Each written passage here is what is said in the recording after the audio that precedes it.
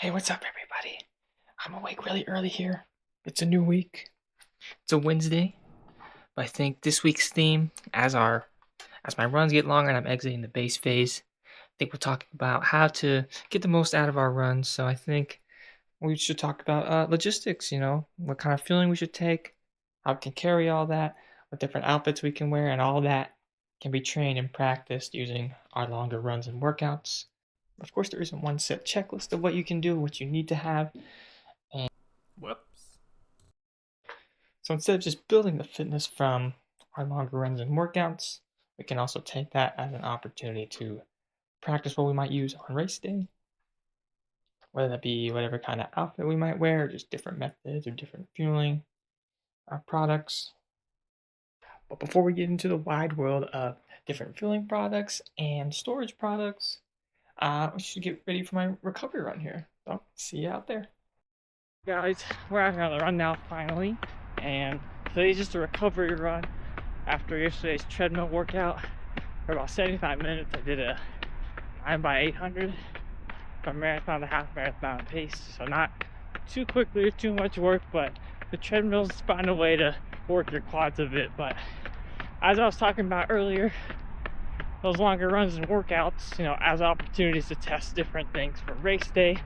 Today's just a like a recovery run, but any run is always a good opportunity to test something, whether it be a piece of fuel or different storage logistic, whether it be a camelback or a belt or a new set of half tights. But today I'm just bringing out a gel here. I got a never tried it before, but I figured today's recovery run of 45 minutes is a good opportunity to give it a shot. But I only have one today, but over the course of a marathon, people need much more than one gel. So how are we gonna hold all that stuff? Well, I'll let Tuesday me take care of that, and I'll see you on that run.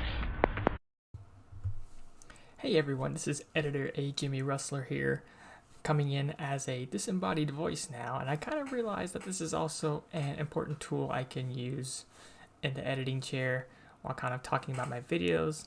This will kind of help me articulate a couple things better, and it seems like that's what other content creators do, because it turns out it's actually kind of hard trying to explain every single thought you want to get across while running and huffing and puffing like that. So I think these will be a bit more of a common occurrence in my videos as I learn this technique and make transitioning into and out of these segments a bit better, while I have some B-roll footage rolling in the background here.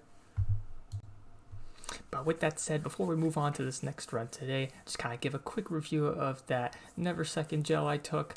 So that was the Never Second citrus flavor.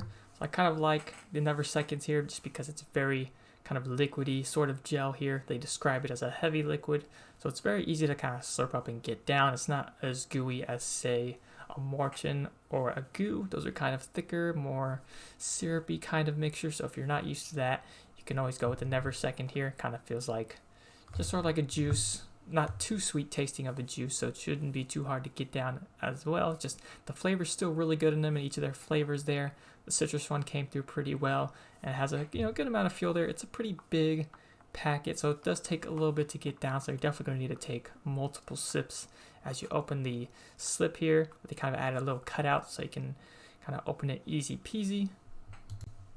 And of course, Never Second isn't my first sort of gel or fueling product. I've tried a couple other things.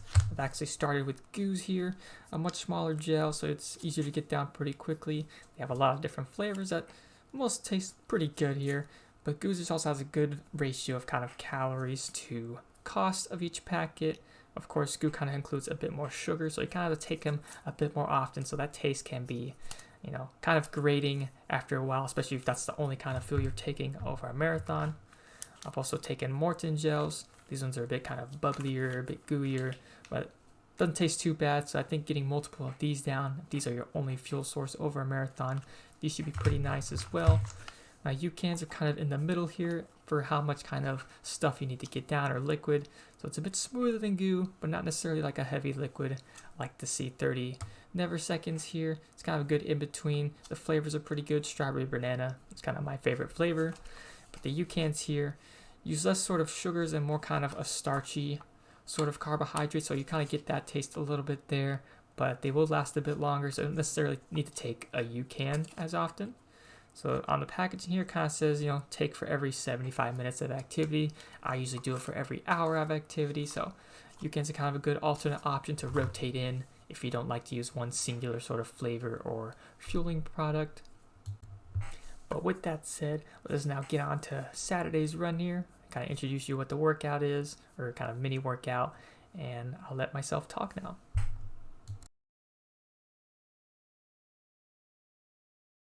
So today we got a 70-minute recovery / easy run with a couple of 20 on, 20 second on, 20 second offs. So I figured today would be a good time to bring out the Vomero Pluses this week. Nice comfortable shoe.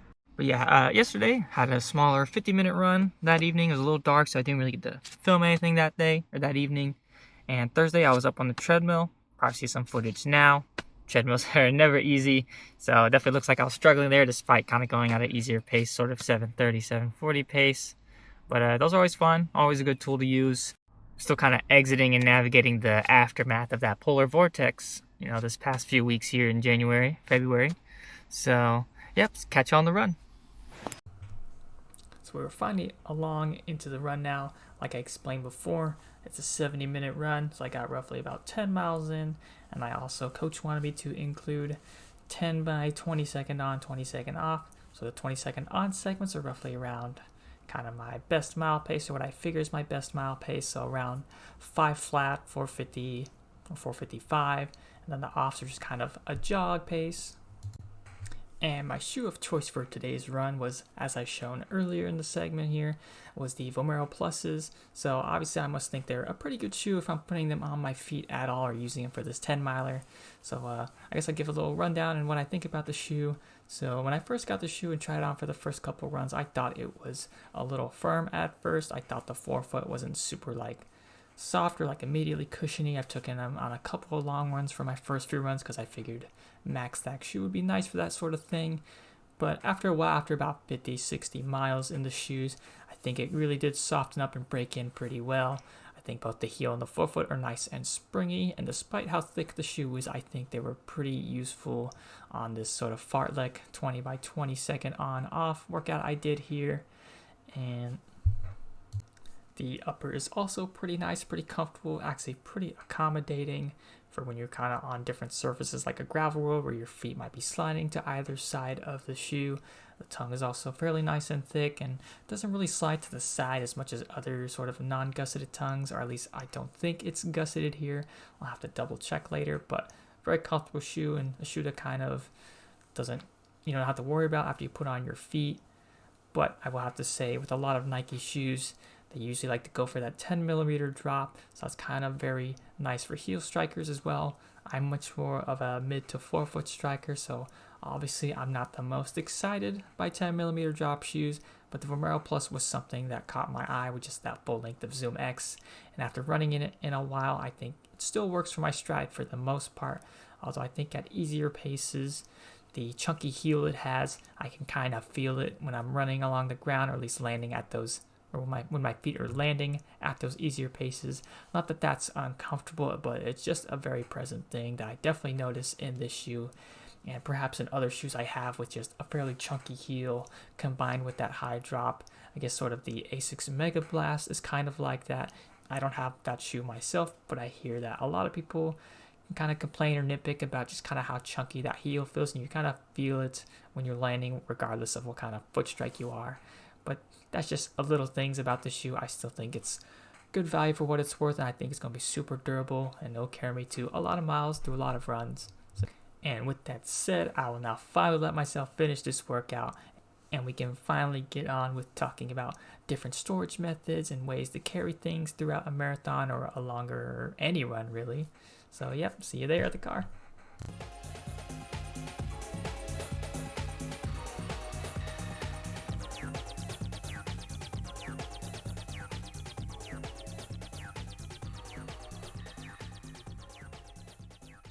Alright, so just like I was talking about before, over the course of a marathon, marathoners are going to need more than just one piece of gel like I was carrying earlier, but I mean, how are we supposed to carry all that stuff? I mean, most shorts and stuff don't have pockets, but some do. But there are a variety of ways one can store something over the course of a run. So one of the most common ways here is with a belt. And of course, this belt here is a flip belt I got earlier back in 2024. And of course, you got the front zipper pocket you can wear right here. I just slip it around my waist, kind of show you how it fits here. So you gotta tuck it over under your top bottom.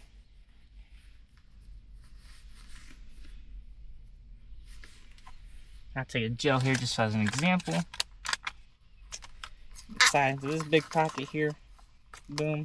Needs up. You can even leave it unzipped if you're kind of nervous about kind of finagling with the zipper while you're walking, but it's not too hard, and it actually has not too much bounce with it when it's full. So I really like this belt. It's very comfortable. The seams aren't too bad on here, so if you're wearing it for a really long period of time, over a long run or a marathon, you could get some chafing with other belts, but I think the knit and material is pretty soft if you have it up against your skin instead of kind of tucking it under your shirt here. I'll also show you the other side pockets as well. These don't have zippers, just kind of have a hole here. They kind of pinch and open up. So with the U-cans here, these are kind of big gel, so it's a bit difficult to kind of store stuff in the side and pull them out again. Besides just kind of forcing and ripping them out. Not that it's going to damage the belt very much, but other smaller gels like U-cans or Humas should fit a bit more into those side pockets and be a bit easier to pull out. But that's just one way of storing things, and that's the way I elected to go with for my first few marathons. But over the course of my experience with the distance, I've kind of evolved my storage methods and whatnot. So another alternative way is kind of shorts with pockets in the back or on the sides here. So this pair of Saucony shorts I found here kind of has a zipper pocket in the back. And again, this is the only pocket on these shorts. Not too much storage, but I think it's very useful if you also carry something like your keys or anything smaller there. This is very great for just kind of stuffing them in the back right here. I've used this a couple times, and I just wanted to have my keys with me over if I'm just out and about or a bit further than my usual parks or trailheads. So see, you can kind of have it right there, and you only need to open it when you're done with the run and getting back to your car. So it's a very good storage method here if you ever find shorts with even more pockets like these, but this is a very good option for kind of storing your important smaller valuables, either a wallet or keys, or maybe even your phone. Again, very good anti-bounce, so you're not going to feel the keys against the back or your lower back here while you're running. But that's not necessarily going to be able to carry all your gels. But this right here, it's a pair of half tights I have. So this is a different storage method I have here. So it does also have the back pocket. As you can see, you can kind of stuff things, sliding them in there, kind of like the flip belt earlier. But the main advantage of these half tights here is that they have double layered pockets here, kind of a shallower one right there, and a deeper one right there, and that's closer to the thigh here. So these can fit multiple gels. And again, like I said, marathoners are going to need more than just one gel. So I kind of have my example right here of what I would usually take during a race, or at least what I've discussed with my running buddy who knows much more about this than I. So we kind of talked about doing U-cans and Morton gels. So again, U-can right at the start line, stocking up before the start there. And then 30 minutes in, we do a Morton gel. And then another 30 minutes in, we do another U-can. So we're kind of alternating Mortons and U-cans. So then 90 minutes into the race, we do another Morton here. This is going to be a caffeinated one. Maybe I'll take that if I just need a bit of a brain boost there, 90 minutes into the race. And then 2 hours into the race again, we take another U-can gel. And then I might take another Morton with me over that 2 hour mark if I just really feel like I need that energy, if I ever test that out in a sort of longer, long run workout, maybe like a 2 hour workout or a 2.5 hour workout. But yeah, so all this can fit pretty easily inside of these half tights here. Again, no bounce at all. So like I said before, this back pocket, pretty good for pulling kind of like keys or maybe a smaller wallet here. But if you do kind of like to run with your phone, either at races or during training, you could stuff it into the side pockets here. Alright, so I'm going to slide this down in here. Use the deeper pocket. So of course, having your phone like this in the pocket is very convenient during the run, so you're just not holding something very heavy, especially these newer phones like mine. I have the Z fold, so it's pretty heavy, pretty bulky in my hands, especially if I'm wearing gloves. It's kind of hard to hold and whatnot. So using it in the pocket here is very convenient for all those training ones you might do where you just feel a bit safer when you use those phones. Anything to make yourself a bit more comfortable during running. But I used this in a marathon once, and I carried my phone with me in the pocket here. But over the course of the marathon, the phone actually rubbed really hard on my thigh here. So by the end of the race, and after all the adrenaline wore off, it was super sore and just super tight. So I figured, this might not be the best method to carry your phone. So you might want to elect for kind of those armbands, or maybe use that belt again. You can definitely fit a phone in that flip belt pocket right here. Probably not mine, but maybe something a bit smaller, a bit bulkier, a bit less bulky there. But after having discussed all that, there are other methods as well. Maybe for a colder race, you might have a top like mine that might have some more zippered pockets on the sides or in the back as well. There are various other methods I haven't discussed here or tried myself. But with all that said and explained, my preferred method is still the half tights here. I've worn these for multiple marathons. These are some John G half tights I've gotten over Black Friday on a good deal. Not sure if they still make these. I should have checked earlier before recording, but these are some awesome half tights. Great pockets like I've shown before. So tomorrow, of course today is Saturday, so tomorrow I have my last run of the week. It's a Sunday long run, of course. So I have a 2-hour and 15-minute long run workout there with a couple miles at a tempo or marathon pace. So again, that'll be a good opportunity to kind of test out all the fueling method I've listed out here. And of course, I'll practice wearing with these tights on me. So yep, see you there on the run. Alright guys, it's Sunday, which means we're going to have a nice awesome long run here to conclude the week. I'm out here at a nice hilly state park here. Nice beautiful morning. Feels like it's actually 30 degrees, so I shouldn't need to wear tights today, which means I can kind of layer up in what I'd usually wear for a race and just kind of practice reaching into my pockets and whatnot without having a different layer over my leg and whatnot. And like I talked about before, it's going to take a UCAN here right before the start, and then every 30 minutes alternate between Mortons and UCANs. So that's going to be the fueling strategy for today. I'm going to try and stick to it as best as possible, even if my hands might get a little cold. And of course, using my other pockets or empty pockets as trash cans, because there's not many trash cans along the stretch of road that I'm going to be running on. And so today I'm going to be rocking the ASICS Sonic Blasts. Got these for a good deal second hand, so kind of enjoyed them for my long run workouts. They're kind of a shoe that I don't have to change into or out of, whether that's before the warm-up, after the warm-up, or only just for the workout portion of those long runs. I can just wear them for the whole time. I think they're comfy enough for that. So yeah, now I can see you on the run.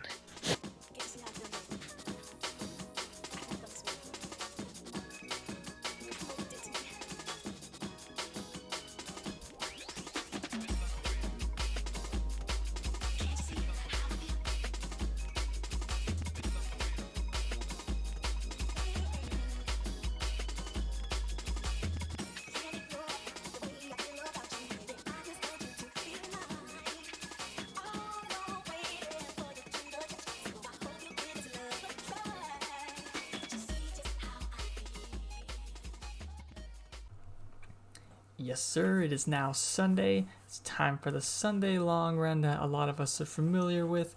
So what my coach gave me in particular for today is a 2-hour and 15-minute long run with 45 minutes at the start, just kind of an easy to a moderate pace. So it's basically a warm-up.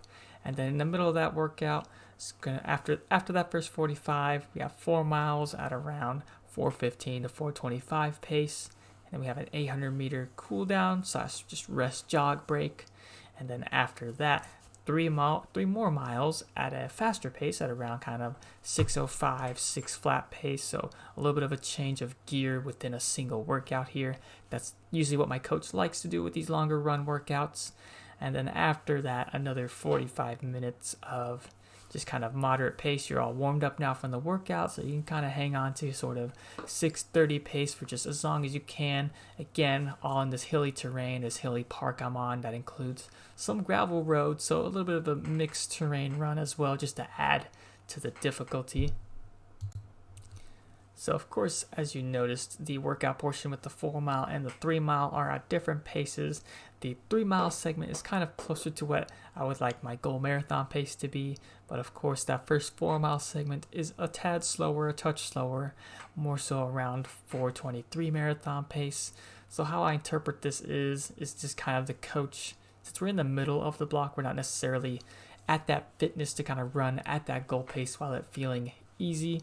And so with my blocks in the past when I was self-coached, I'd run at the goal pace from the beginning of the block and just kind of extend those tempo runs or efforts in the long runs. So it probably resulted in me burning out or just peaking too early. But with this gradual speed up, the long runs will get longer, but also the paces will change as you just get more and more fit and more used to that effort. So it's just kind of gradually building, because obviously you had a different effort at the beginning of the block during the base phase and at the end where you're presumably set for holding that pace for 26.2. With that said, I'll now finally let y'all kind of enjoy me shouting out each split of that middle workout portion, and also just some of the raw footage and reaction as soon as I finish that run and kind of approach my car and start my cool down stretching. So yep, see you along the workout. Alright, about to hit the second mile here. Nice and beautiful out here. Nice hilly gravel road. About the second mile is 6:08 here. Still a little hot. It slowed down by about 8 seconds here. So we'll cool it a bit. And catch up the next mile. Alright, that was mile 3. Hit about 6:16, so eased up again, but for this last one we'll stick to around 6:20. Catch up the end. Up here. About it nice and easy for an even split there. 6:12. Well, okay, not that easy, but I have an 800-meter jog. Nice opportunity to take a U-can here, so I'll be walking around there and that. Right, about 3 mile now. It's gonna be about 10 seconds faster than the last 4 miles. All right, let's get it. Looking for about 6:05, 6:08, 6:10 pace, so let's see what each mile. About to hit the next mile. First mile here of 3. A little quick here. Ending up around 5:55 pace, but that's just kind of what happens to me at the beginning of these reps. I kind of go out a little hard, but we'll even it out the next 2 miles. Alright, right at the end of mile 2. 1 mile to go. The second was a little fast because there's plenty of rolling down hills on the way out, but you know, with some hills as well. But I'll see the split here in a sec. 5:48 it says, so we're gonna keep it closer to 6 this time. It's gonna be some nice seals on this last one. Alright, see you at the end. Alright, about to hit the last mile here. I'll finish up the hard part of this long run. Just wait for that split here. Almost there. There you go. 5:50.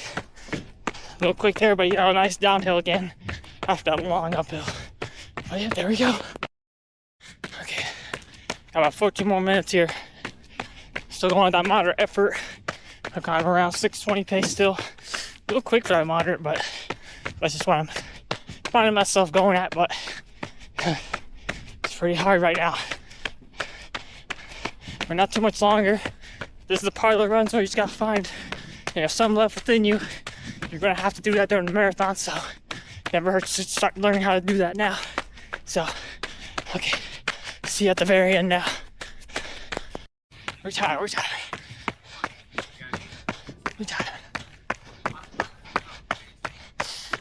20 more seconds.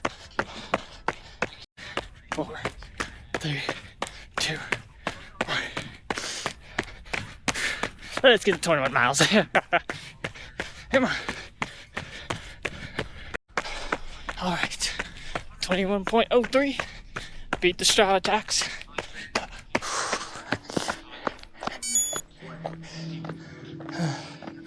There we go. Feeling great. Obviously, I'm tired. Hamstrings start kind of going first whenever I do a real long effort. But great weather, great conditions. Awesome spot to train at. So, couldn't ask for anything more. The legs stayed under me. Took a good amount of fuel before this in the morning and during the run, so good practice there. I catch out the car. So yep, finished the long run. That brings the total weekly mileage up to 69, so new highs for the block so far. So again, we're building up into that next phase of the block. Longer run, longer workouts. So it just hits a couple stretches here and I gotta get to work. And so our runner stretched and stretched and then drove as fast as he could to his hourly job. And with that said, thanks for tuning in this week. I hope you enjoyed the video. See y'all next week and keep grinding, y'all.